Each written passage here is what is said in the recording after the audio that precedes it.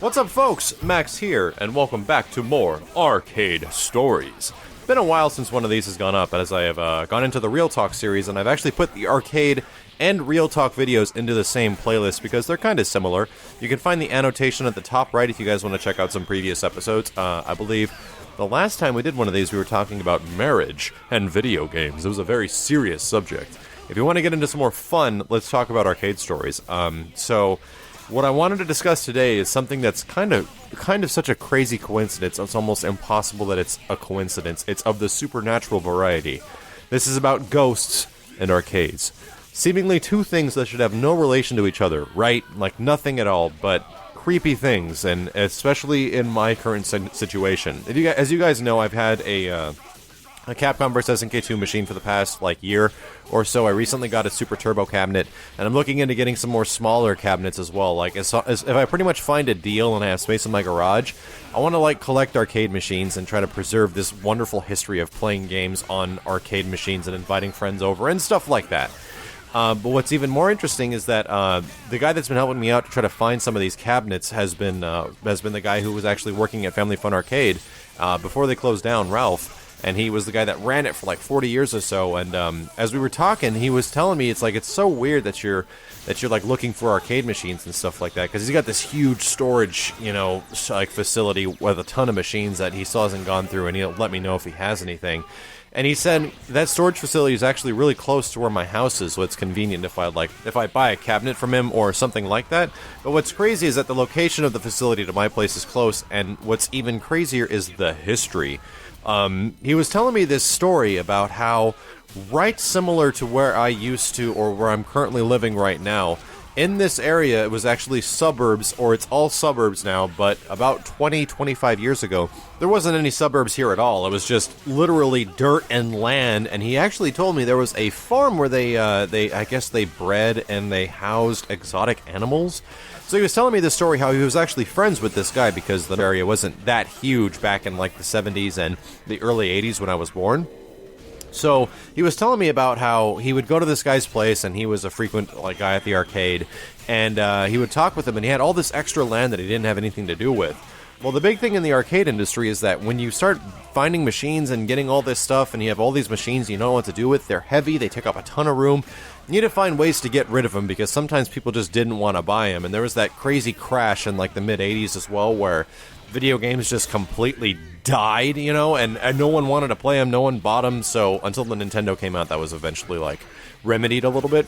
And this time they were trying to get rid of a lot of machines. So what happened was, him and a friend took an axe, and all these different tools to a ton of different arcade machines, ye old arcade cabinets that were either broken, had never had the chance of selling, and they just had to get rid of them. They essentially tore them down, ripped them out piece by piece, and brutalized them to the point of which they can be buried as material. They took all these parts, took them in a gigantic truck over to this area, which was essentially just an emptied lot in the middle of nowhere that the guy owned, and he's like, yeah, we can just bury them down here. So that's what they did. They actually buried the arcade machines and all the remnants of those boards and all that stuff and the joysticks and everything that makes arcade machines into the ground. Now, what's crazy about this is the fact that he was telling me that the location that I'm living at right now, and we had to go out to the street so he can see what it was because he hadn't been around here in a while. He's like, this is the location that we buried all these arcade machines. And I'm like, wait, are you serious? Are you telling me that my home right now is on an arcade burial ground and I'm collecting arcade machines? He's like, yes, and it's freaking me out too. I still can't believe the fact that I own arcade machines, but I never really had the desire to get cabinets. I mean, sure, it was I kind of wanted one every once in a while, but digging into my savings and really taking the opportunity to get one of these cabinets is something that it's not easy. It's hard to find $500-$600 on an arcade cabinet or something like that. But for some reason, when we got in here, we saw that we had a garage, and even me and my wife were really yeah, let's save up and let's get one of these machines. And we absolutely did that. We saved up and we got them. And even though we had space in previous homes, we were motivated for some reason. It was a little weird how motivated we were, and I can't help but think that it had something to do with all of the dead arcade machines in the ground below us telling us to revive us.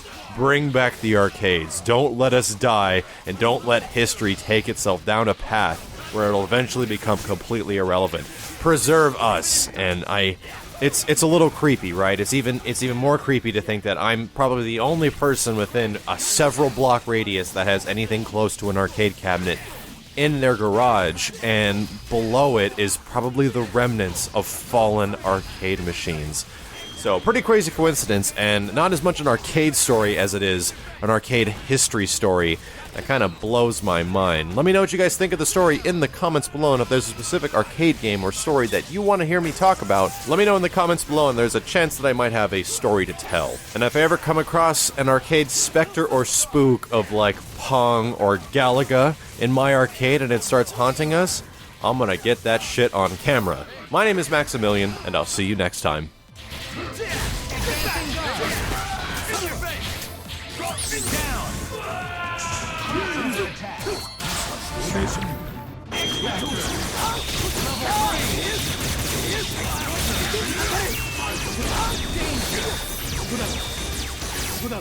K.O. Can't be.